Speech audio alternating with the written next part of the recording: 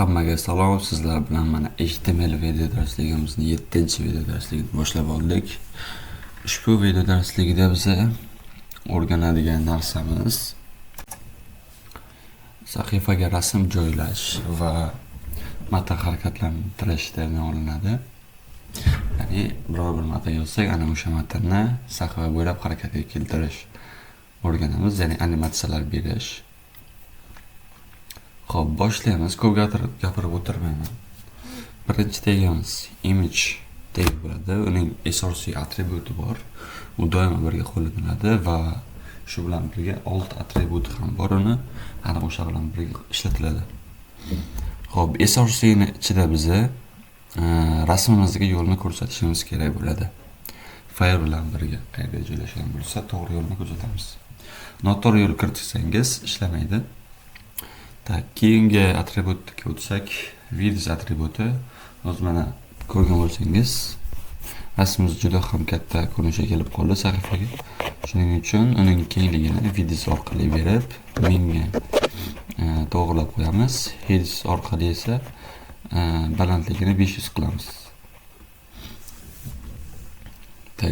Endi juda ham katta bo'lib ketdi. Kichraytiramiz. 600 ga 535 qilaylik. Yo'q, 350. Mana ko'rgan bo'lsangiz, sal chiroyliroq ko'rinishga keldi bo'ynagidan nisbatan. Sahifadan ham chiqib ketgani yo'q.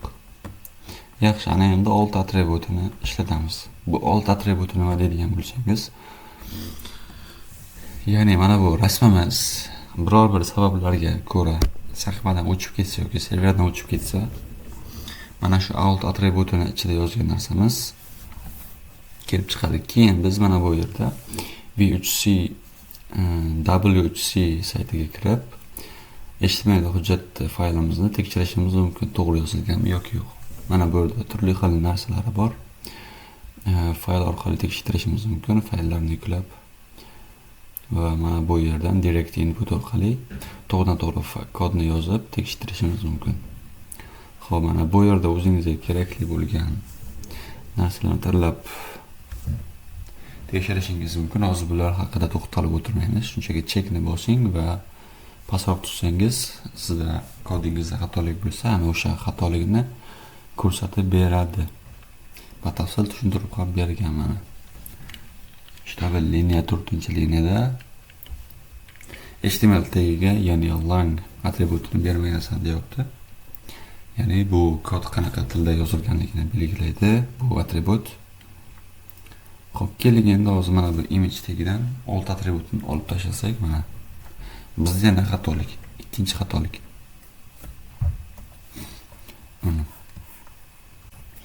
Bu alt atributi standart holatda mana shu asosiy atribut bilan birga keladi.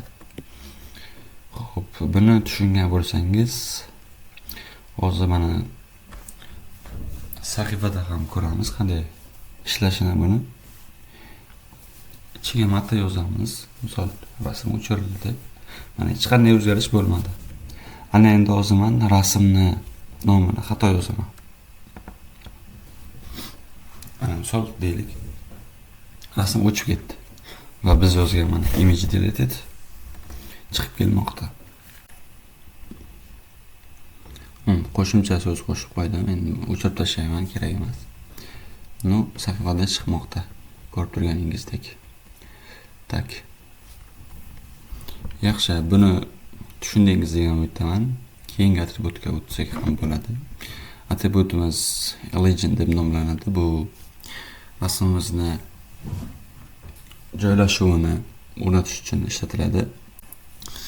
Bottom qiymati esa rasmimizni pastga tekislaydi. Top qiymati esa rasmni tepa qismiga tekislaydi. Keyin buni yana middle atributi bor. U bo'lsa rasmimizni o'rtaga, ya'ni markazga joylashtiradi. Left right atributlari shu o'ngga, chapga joylashtiradi. Buni o'zingiz ham bilsangiz kerak. Mana ko'rganingizdek right o'ng tomonga tekislandi rasm. Bu tushunarli bo'lgan bo'lsa, keyingi atributga o'tamiz. Border atributi bu chegara degan ma'noni beradi. Işte bu orqali biz rasmimizga chegarani berishimiz mumkin. 6 piksel istasangiz shunchaki raqamni o'zini yozib qo'ysangiz ham bo'ladi, ishlayveradi, farqi yo'q. Ikkalasida ham natija bir xil. Mana ko'rgan bo'lsangiz. Hozir men sal kattaroq qilaman chegarani, ko'rinadi mana. Qora rangda chegaramiz 62 piksel qilib belgiladik. O'z holatiga qaytaramiz. Tak, keyingi atributga o'tamiz. Each space. Bu horizontal bo'yicha biror bir obyektdan bo'lgan masofani belgilaydi. Mana 10 qilib belgiladik. Horizontal bo'yicha masofa. Va space esa vertikal bo'yicha biror obyektgacha bo'lgan masofa. Buni ham 10 qilamiz. Unisi 5 qildik. Endi tepa qismdan 10 piksel joy tashlab qo'ydi. Mana endi 40 piksel bo'ldi. 20 qilib qo'yamiz. Qanday ko'rinishga ega. Bu normal. Xo'p, umid qilamanki bu tushunarli bo'ldi. Keyingi atributga o'tsak bo'ladi. Long disk. Bu hech qanday o'zgarish bermaydi rasmimizga. Bu shunchaki biror bir dasturchi uchun foydali kommentariy hisoblanadi. Foydali bo'ladi yozib ketsangiz. Yozmasangiz ham bo'ladi.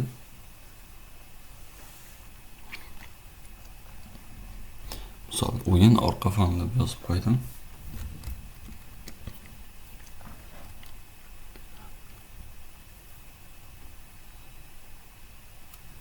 Qisqartirib yozib qo'ydim.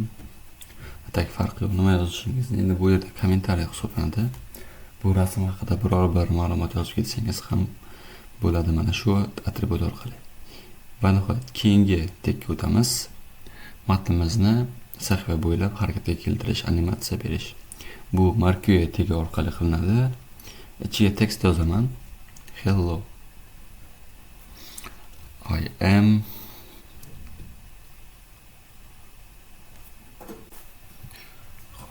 I am gamer John deb yozib qo'yaman.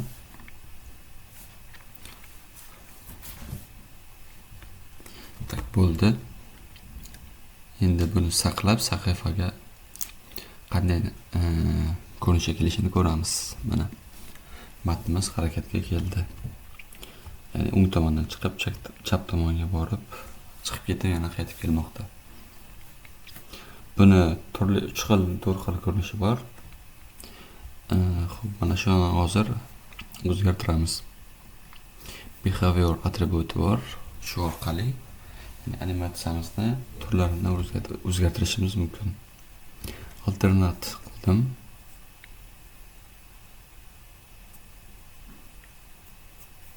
Mana borib kelib yurmoqda alternate qiymatida.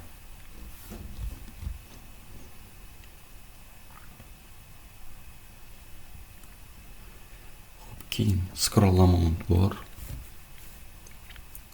Bu tezligi.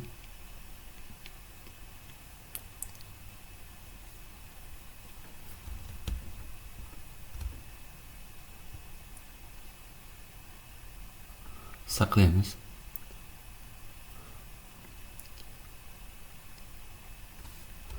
Ko'rgan bo'lsangiz juda ham tezlashib ketdi. 30 qildim.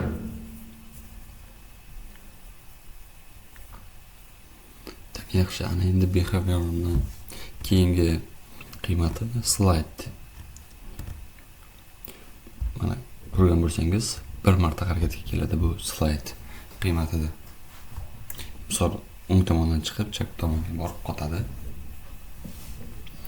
Scrollga qo'ysak chiqib ketib kelib yuraveradi. Mana o'ng tomondan chiqibdi, chap tomondan chiqib ketyapti.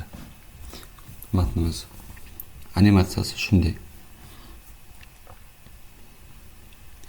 Keyin direction atribut bor. Bu atribut mana shu yozuvni qayerdan chiqib harakat qilishini o'rnatadi. Qiymatlari bor. down pastga harakat qildiradi, up esa tepaga.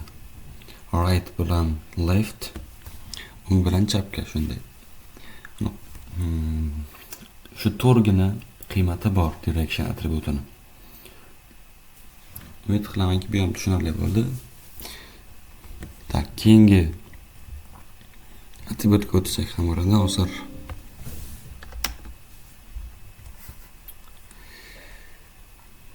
tak qiymat berib qo'yaman.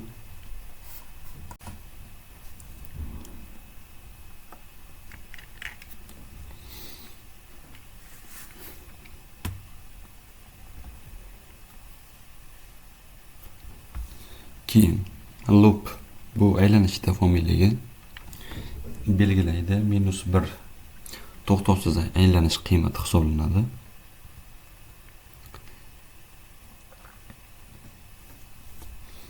Misol 2 yo'q 3 yozamiz. Sahifani yangilaymiz.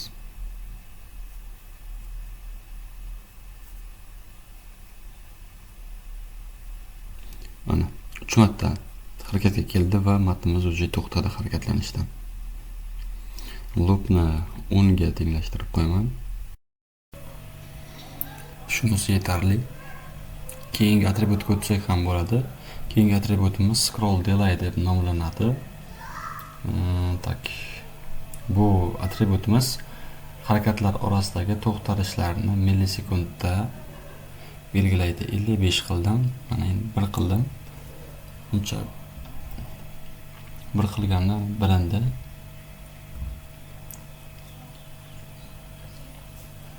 Buning odatiy holi 85. Scroll delayni 85 ga tenglashtirsangiz, odatiy holiga keladi.